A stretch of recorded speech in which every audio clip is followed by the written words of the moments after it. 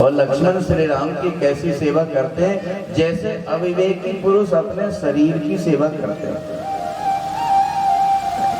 शरीर को जैसे सार संभाल करते हैं, अज्ञानी के लिए शरीर ही सब कुछ है, वैसे ही श्री लक्ष्मण श्री राम सीता की सेवा करते हैं। जोग वही प्रभु सिया, जोग वही प्रभु सिया, लख नहीं कैसे। जोग वही प्रभु सिया, लख नहीं कैसे। पलक विलोचन गोलक जैसे, पलक विलोचन गोलक जैसे। सेवहि लखन सिय रघुवीर, सेवहि लखन सिय रघुवीर। जिमि अभिवेकी पुरुष शरीर, जिमि अभिवेकी पुरुष शरीर, जिमि अभिवेकी पुरुष शरीर।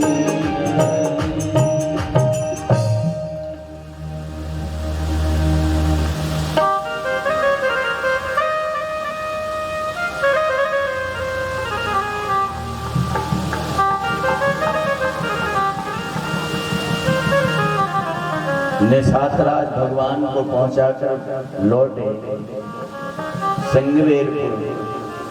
उन्होंने देखा कि सुमंत अभी अयोध्या गए। श्री राम जिधर गए हैं उधर देख रहे हैं, घोड़े रो रहे हैं भगवान के, उनके नेत्रों से आंसू गिर रहे हैं। भगवान के घोड़े भगवान छोड़कर चले गए। भगवान की याद में जिधर जिस रास्ते से प्रभु गए उस रास्ते की ओर टकटकी लगाकर देख रहे हैं घोड़े।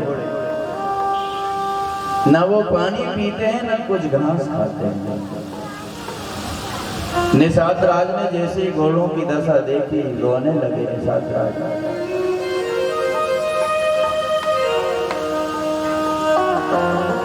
समझाया निषाद ने, सुमंत अयोध्या जाओ, राजा तुम्हारी प्रतीक्षा कर रहे होंगे।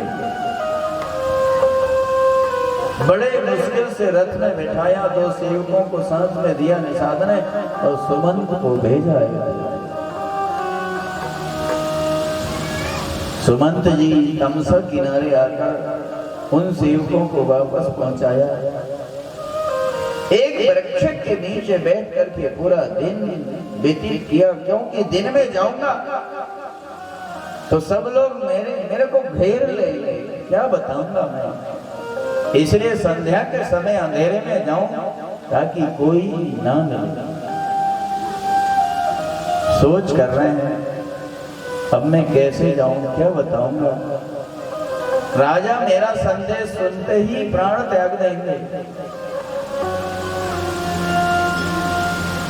जैसे कोई निर्धन हो और धन कमाने के लिए विदेश गया और पूंजी को भी नष्ट कर दिया उसने, और वह जैसे चिंता करे वैसे ही सुमंत जी दुखित है, चिंतित है। संध्या के समय में रथ ले गए, सुमंत जी गए, राजा के चरणों में प्रणाम किया। सुमंत राम को ले आए तुमने? नहीं प्रभु, नहीं लौटे।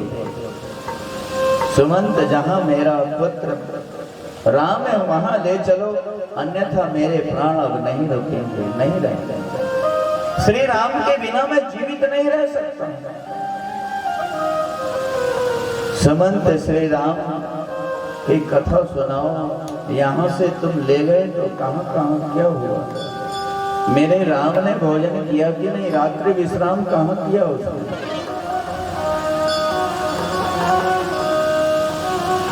राजन सिंहपुर में निषाद ने बहुत सेवा की। मैंने बहुत प्रयत्न किया भगवान को रोकने के लिए, नहीं रुके।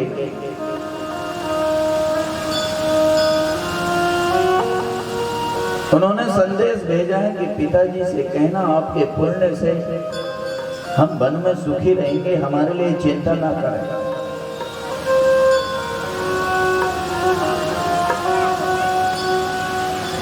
उसी समय लक्ष्मण ने कुछ अपशब्द कहे आपके लिए, पर राम जी ने अपनी सौगंध डाल दी, मैं उसको नहीं कह सकता। जब नहीं कहना था तो ये बात क्यों कही कि लक्ष्मण ने तुम्हारे लिए अपशब्द कहे? सुमंत जी जानते हैं कि राजा किस बात से दुखित होंगे, किस बात से सुखी होंगे। और सीता जी कुछ बोलना चाहती थी, पर कुछ सीता जी का गला भर आया, कुछ बोल नहीं पाई। और इसी समय केवट ने नाव चला दिया, भगवान चले गए। आप रामायण पढ़ेंगे तो बड़े विस्तृत रूप में सीता जी ने कुछ कहा है गंगा किनारे सुमंत जी से, पर वह बात सुमंत जी ने राजा से नहीं कही। क्यों? जानते हैं सुमंत जी सीता जी की बात को कहूंगा तो ज्यादा तकलीफ होगी राजा, इसलिए वो बात नहीं कही। किस बात को कहना है, किस बात को ना कहना है, अच्छी तरह से जानते हैं। सौगंध डाल दी थी राम जी ने, फिर भी लक्ष्मण की बात को कही वहां। और लक्ष्मण ने मेरे लिए अपशब्द कहा है, यह बात सुन करके राजा अप्रसन्न नहीं हुए, प्रसन्न हुए। क्यों? चलो मेरे राम की कोई चिंता नहीं। क्यों? लक्ष्मण जैसा भाई उसके साथ में है जो पिता का भी अपमान।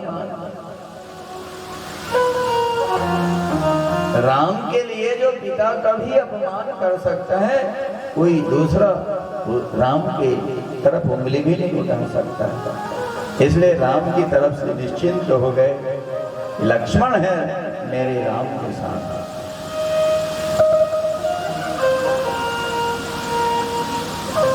और जैसे ही ये बात सुनी, प्राण कंठगत आ गए, प्राण कंठगत आ गए। कौशल्या को बुलाया,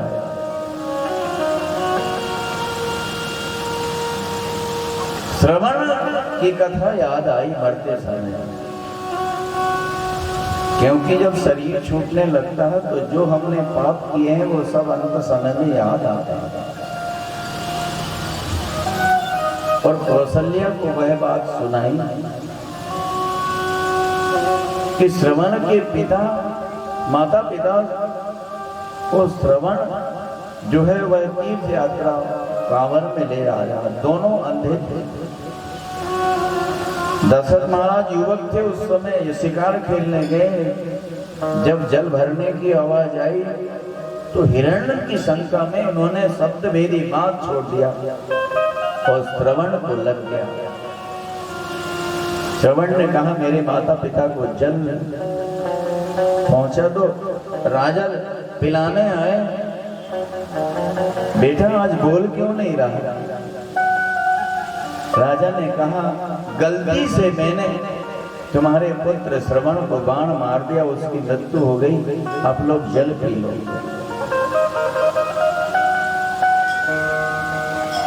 उन्होंने जल नहीं पिया। अपने पुत्र वियोग में उन्होंने प्राण त्यागते समय और दशरथ को श्राप दे दिया कि मूर्ख राजा, तुमने बिना सोच विचारे बाण छोड़कर मेरे पुत्र को मार दिया। हम जैसे अपने पुत्र वियोग में तड़प कर मर रहे हैं, वैसे ही एक दिन तुम अपने पुत्र वियोग में तड़प कर मरोगे। श्राप दे दी। और उस समय दशरथ के कोई पुत्र नहीं थे, तो शायद ये श्राप भी उनको वरदान सा लगा कि उन्होंने श्राप दिया तो निश्चित मेरे पुत्र होंगे। इतिहास वर्णन करते करते उनके प्राण कंठगत आ गए। समझाया कौशल्या ने कि महाराज तुम धैर्य धारण करो, यदि धैर्य धारण करोगे तो श्री राम पुत्र पुनः आ जाएंगे, मिल जाएंगे तुमको।